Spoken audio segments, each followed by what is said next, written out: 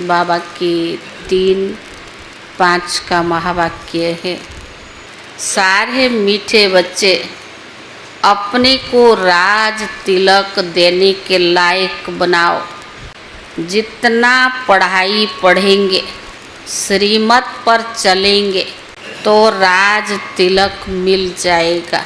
प्रश्न है, किस स्मृति में रहो तो रावण पने की स्मृति विस्मृति हो जाएगी?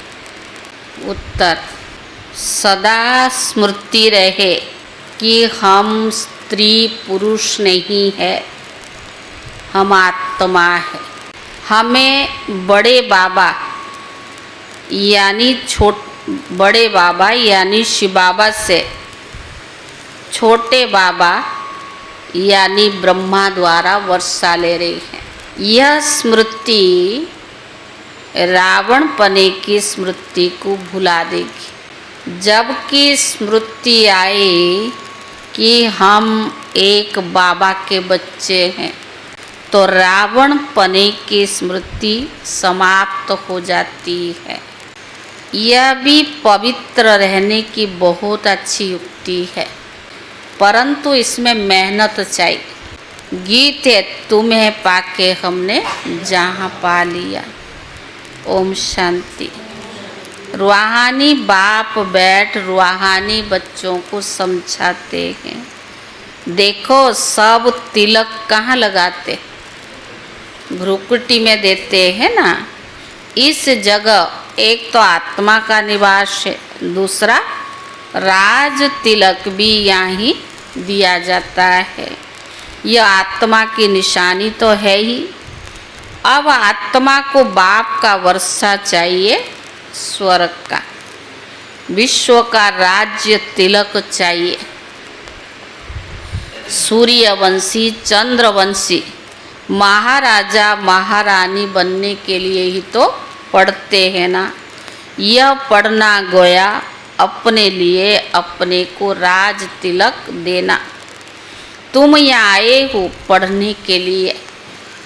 आत्मा जो यहाँ निवास करती है वह कहती है, बाबा हम आपसे विश्व का राज्य अवश्य प्राप्त करेंगे। अपने लिए हर एक को अपना पुरुषार्थ करना है। कहते, बाबा हम ऐसे सपूत बनकर दिखाएंगे, आप हमारी चलन को देखते रहना, हम कैसे चलते। आप भी जान सकते हो कि हम अपने को राज तिलक देने लायक बने या नहीं। बाबा से ऐसे बातें करते हैं। तुम बच्चों को बाप का सपूत बनकर ही दिखाना है। बाबा हम आपका नाम वाला जरूर करेंगे। हम आपके मददगार सो अपने मददगार बन भारत पर अपना राज्य करेंगे। भारतवासी कहते हैं ना हमारा राज्य है, परंतु उन विचारों को पता नहीं कि अभी हम विषय वैतरणी नदी में पड़े हैं। हम आत्मा का राज्य तो है नहीं। अभी तो आत्मा उल्टी लटकी पड़ी है, खाने को भी नहीं मिलता है। जब ऐसी हालत होती है तब बाबा कहते, अब तो हमारे बच्चों को खाने के लिए भी नहीं मिलता है। अब हम जाकर इन्हों को राजयोग सिखलाऊं। तो बाबा आते हैं राजयोग सिखलाने के लिए। बेहद का बाप को याद करते हैं ना। वह है नई दुनिया रचने वाला बाप। पतित पावन भी है और ज्ञान का सागर भी है। यह सिवाय तुम्हारे और कोई के बुद्धि में है नहीं। तो बाबा ने कहा, यह महिमा पक्की याद कर लो, भूलो नहीं। बाप की महिमा है ना, वो बाप पुनर्जन्म रहित है। कृष्ण की महिमा बिल्कुल न्यारी है। प्राइम मिनिस्टर और प्रेसिडेंट की महिमा तो अलग अलग होता है ना, दोनों की महिमा एक जैसे थोड़ी होती है।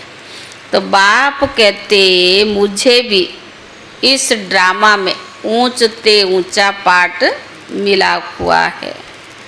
ड्रामा में एक्ट्रेस को मालूम होना चाहिए कि बेहद के ड्रामा इस बेहद के ड्रामा है, इनकी आयु कितनी है। ड्रामा की आयु कितनी है? 5000 वर्ष। अगर नहीं जानते तो उनको क्या कहेंगे? बेसमझ कहेंगे। परंतु कोई समझते थोड़ी है। बाप आकर कंट्रास्ट बतलाते कि मनुष्य क्या से क्या हो जाते हैं। अभी तुम समझ सकते हो, मनुष्य को बिल्कुल पता नहीं कैसे 84 जन्म लिए जाते हैं। भारत कितना ऊंच था, चित्र है ना। सोमनाथ के मंदिर में कितना धन लूट करके ले गए हैं, कितना धन था। अभी तुम बच्चे यहाँ बेहद के बाप से मिलने आई हो। बच्चे जानते बाबा से राज तिलक श्रीमत पर लेने आए हैं। बाबा कहते पवित्र जरूर बनना पड़ेगा। जन्म जन्मांतर विषय वैतरणी नदी में गोते खाकर थके नहीं हो? पूछ रहा बाबा।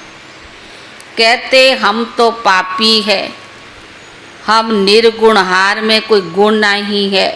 तो जरूर कभी तो गुण थे ना, पर अब नहीं है। अभी तुम समझ गए हो कि हम विश्व के मालिक सर्वगुण संपन्न थे। अभी कोई गुण नहीं रहा है, यह भी बाबा समझाते हैं। बच्चों का रचयिता तो है ही बाप, तो बाप को ही तरस पड़ता है सभी बच्चों पर। बाप कहते मेरा भी ड्रामा में यह पाठ है।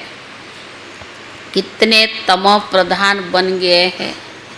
झूठ, पाप, झगड़ा, क्या क्या लगा पड़ा है। अब भारतवासी बच्चे भूल गए हैं हम कोई समय विश्व के मालिक डबल सिरताज थे। बाप उन्हें स्मृति दिलाते तुम विश्व के मालिक थे, फिर 84 जन्म लेते आए हो। तुम अपने 84 जन्म को भूल गए हो। वंडर है ना। 84 के बदले 84 लाख जन्म दे दिए हैं। फिर कल्प की आयु भी लाखों वर्ष कह देते हैं। घोर अंधियारे में है ना। कितनी झूठ है। भारती सचखंड था और भारती झूठ खंड है। झूठ खंड किसने बनाया और सचखंड किसने बनाया, यह भी किसको पता नहीं है। रावण को बिल्कुल ही जानते नहीं है। भक्त लोग रावण को जलाते हैं। कोई रिलीजियस आदमी हो, उनको तुम बताओ कि मनुष्य ये क्या क्या करते हैं। सतयुग जिसको हेवन पैराडाइज कहते हो, वहाँ शैतान रावण कहाँ से आया? कहते ना जहाँ राम है वहाँ रावण है। तो सतयुग है ही स्वर्ग, हेवन पैराडाइज, तो वहाँ फिर शैतान कहाँ से आया? तो बाबा ने कहा सतयुग जिसको हेवन पैराडाइज कहते हो, वहाँ शैतान रावण कहाँ से आया? हेल के मनुष्य वहाँ कैसे हो सकते हैं? तो समझेंगे वो तो बराबर। यह तो भूल है ना। तुम राम राज्य के चित्र पर समझा सकते हो कि इसमें रावण कहाँ से आया। राम राज्य के ये राम राज्य के चित्र पर तुम समझा सकते हो इसमें रावण कहाँ से आया। तुम समझाते हो परंतु समझते ही नहीं। अब मीटिंग में बात निकली थी ना, अभी जो एनुअल मीटिंग हुआ था, उसमें जैसे हम पांडव भवन में जाते अंदर एंट्री करते, क्या एक बहुत बड़ा चित्र है श्री कृष्ण का कि आ रहा है, दिखाया है ना। तो कुछ लोग बाहर वाले आए देखने के लिए, उन्होंने इसके ऊपर बहुत ऑब्जेक्शन किया और कुछ दिन के लिए वो चित्र भी इतने वर्षों से लगा था उसको हटा दिया है। क्योंकि लोग आजकल बहुत जो हुआ ना कुंभ मेला में जो रावण को दिखाते हैं, कुंभकर्ण को दिखाते हैं, वो बहुत कुछ प्रश्न करते शास्त्रवादी जो होते हैं। क्योंकि कई जगह ऐसे लोग इसका ऑब्जेक्शन भी करते हैं कि ऐसे आप इतने वर्षों से कह रही हो, कहाँ आ रहा है, कब आ रहा है। कई लोगों का और मान्यता भी होती है। तो बाबा ने कहा तुम समझा सकते हो परंतु समझते ही नहीं। कोई विरला निकलता है, तुम कितने थोड़े हो, सो भी आगे चल कर के देखना कितने ठहरे हैं। तो बाबा ने समझाया है, आत्मा की छोटी निशानी भी यहाँ ही दिखाते हैं, बड़ी निशानी राज तिलक है। अभी बाबा आया हुआ है, अपने को बड़ा तिलक कैसे देना है, क्योंकि तुम स्वराज्य कैसे प्राप्त कर सकते हो वह रास्ता बताते हैं। उसका नाम रख दिया है राजयोग, और सिखलाने वाला भी बाप है। श्री कृष्ण थोड़ी बाप हो सकता है, वह तो बच्चा है। फिर राधे के साथ उसका स्वयंवर होता है, तब एक बाबा ने कहा तो एक बच्चा होगा। बाकी श्री कृष्ण को इतनी रानियां आदि दे दी है, यह झूठ है ना, परंतु यह भी ड्रामा में नूंद है। ऐसी बातें फिर भी सुनेंगे, ये सब बातें कितना इंटरेस्ट से सुनते हैं। अभी तुम बच्चों की बुद्धि में है कैसे हम आत्माएं ऊपर से आती है, पाठ बजाने के लिए एक शरीर छोड़कर फिर दूसरा लेती है। यह बहुत सहज है ना। बच्चा पैदा हुआ, उनको सिखलाते यह बोलो, तो सिखलाने से सीख जाता है। तुमको भी बाबा क्या सिखलाते, यह बोलो तो सिखलाने से सीख जाता है। तो बाबा ने कहा सिर्फ कहते बाप और वर्षे को याद करो। बाबा भी हमें क्या सिखाता, बाप और वर्षे को याद करो। तुम गाते भी हो कि तुम मात पिता हम बालक तेरे। आत्मा गाती है ना, बराबर सुख घनेरे मिलते हैं। तुम बच्चे ये भी जानते हो कि हमको शिव बाबा पढ़ा रहे हैं। यहाँ तुम शिव बाबा के पास आए हो ना। भागीरथ तो मनुष्य का रथ है ना, इसमें परम पिता परमात्मा विराजमान होते हैं, परंतु रथ का नाम क्या है। अभी तुम बच्चे जानते हो ब्रह्मा, क्योंकि ब्रह्मा द्वारा ब्राह्मण रचते हैं ना। पहले होते हैं ब्राह्मण चोटी, फिर देवता, पहले ब्राह्मण चाहिए, इसीलिए विराट रूप दिखाया है। तुम ब्राह्मणी फिर देवता बनते हो ना। बाबा बहुत अच्छी रीति समझाते हैं, फिर भी बच्चे भूल जाते।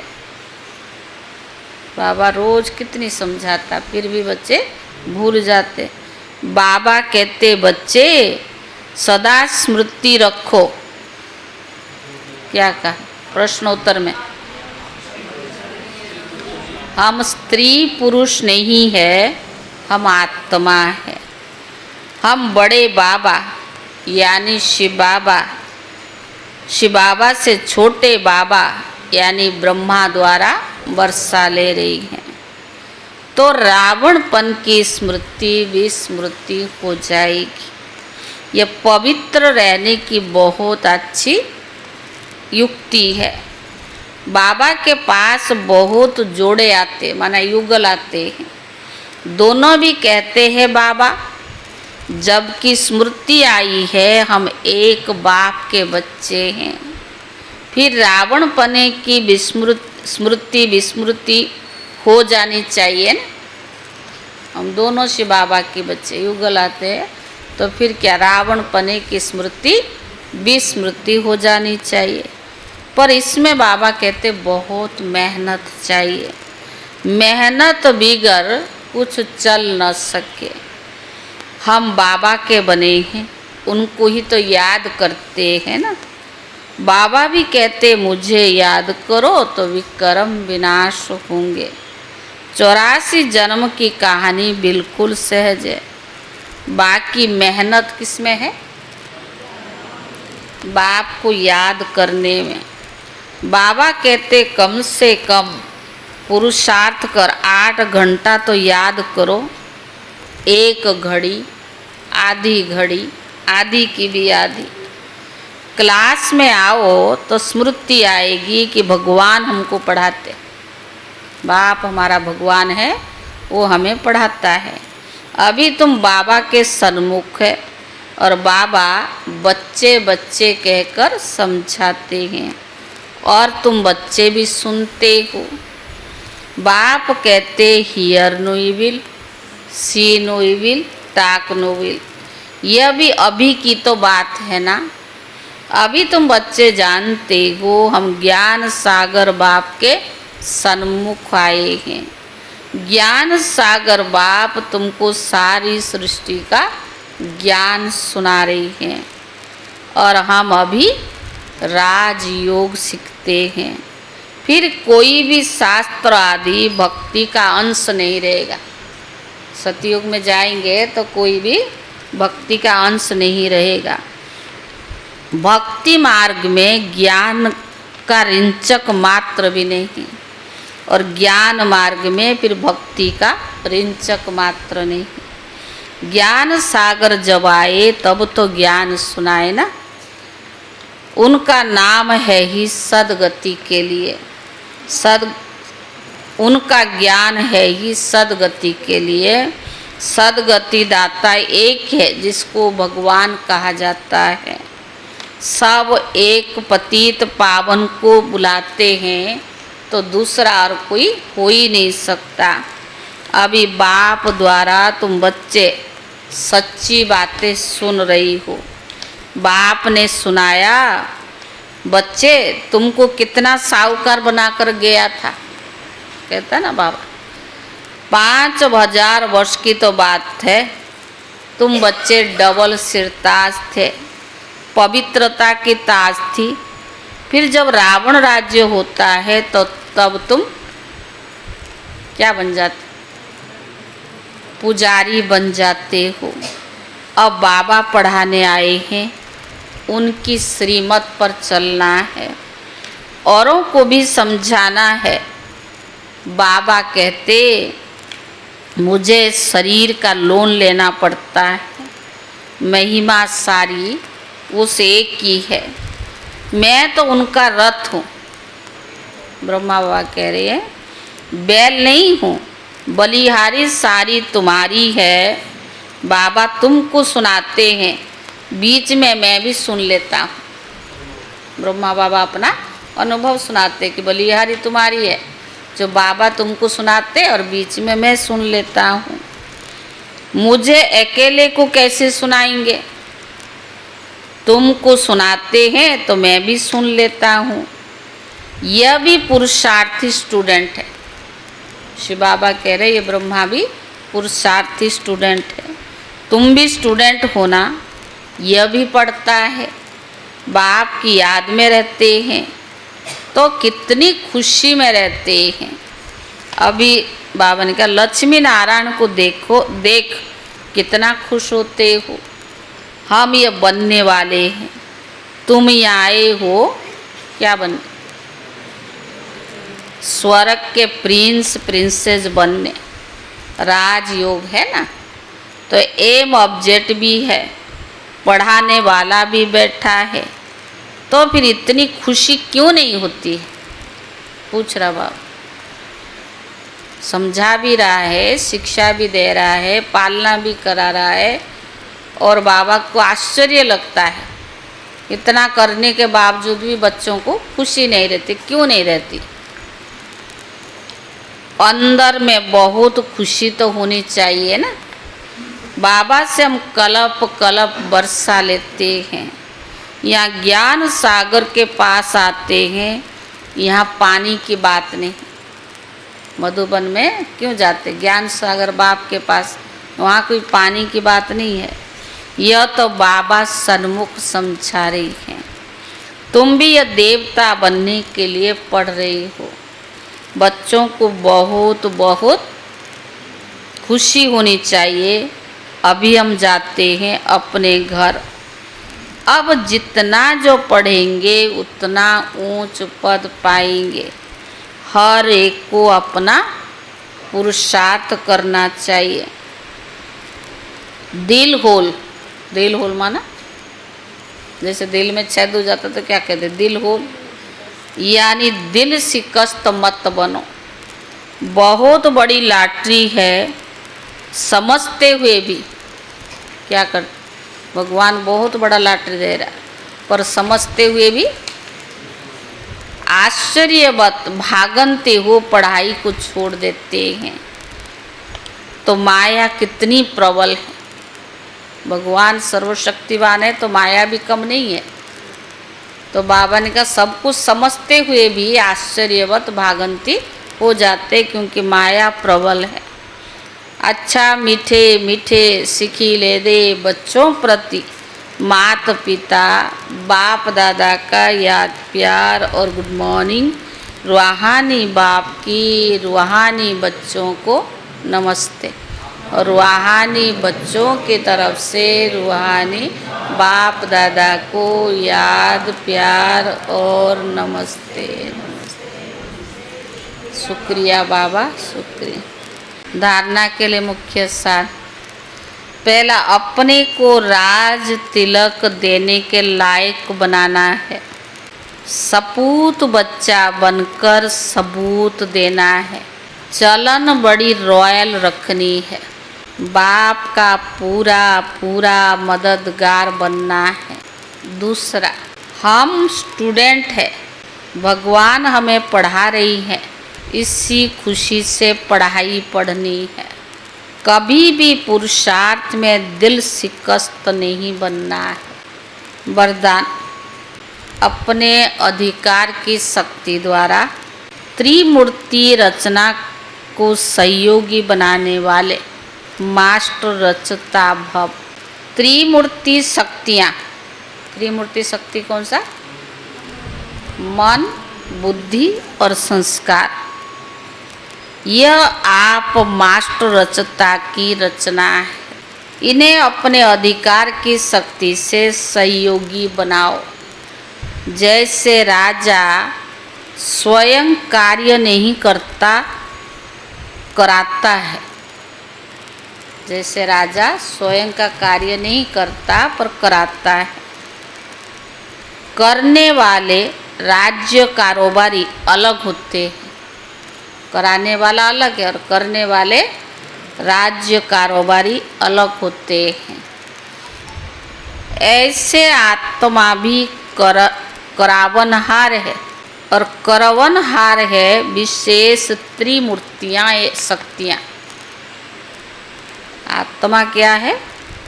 आत्मा ही करावनहार है, करनहार विशेष त्रिमूर्ति शक्तियाँ हैं। तो मास्टर रचयिता के वरदान को स्मृति में रखो। मास्टर रचयिता के वरदानों को स्मृति में रखो तो त्रिमूर्ति शक्तियाँ और साकार कर्मेंद्रियों को सही रास्ता पर चलाओ। मास्टर रचयिता के वरदान को स्मृति में रखो, त्रिमूर्ति शक्तियों को और साकार कर्मेंद्रियों को सही रास्ते बताओ, सही रास्ते पर चलाओ। स्लोगन, अव्यक्त पालना के वरदान का अधिकार लेने के लिए स्पष्टवादी बनो। क्लियर चाहिए, स्पष्टवादी बनो, स्पष्टवादी बनो। अव्यक्त पालना के वरदान का अधिकार लेने के लिए स्पष्टवादी बनो। आज का अव्यक्त इशारा, रूहानी रॉयल्टी और पर्सनालिटी को धारण करो। पवित्रता सिर्फ ब्रह्मचर्य व्रत नहीं है, वो तो फाउंडेशन है, लेकिन साथ में और 4 भी है। क्रोध और सभी साथी जो है उन महाभूतों का त्याग, साथ साथ उनके भी जो बाल बच्चे छोटे छोटे अंश मात्र है, वंश मात्र है, उनका भी त्याग करो। तब कहेंगे प्यूरिटी की रॉयल्टी रूहानी रॉयल्टी धारण की है, तब क्या कहेंगे? प्यूरिटी के रूहानी रॉयल्टी धारण की। ओम शांति।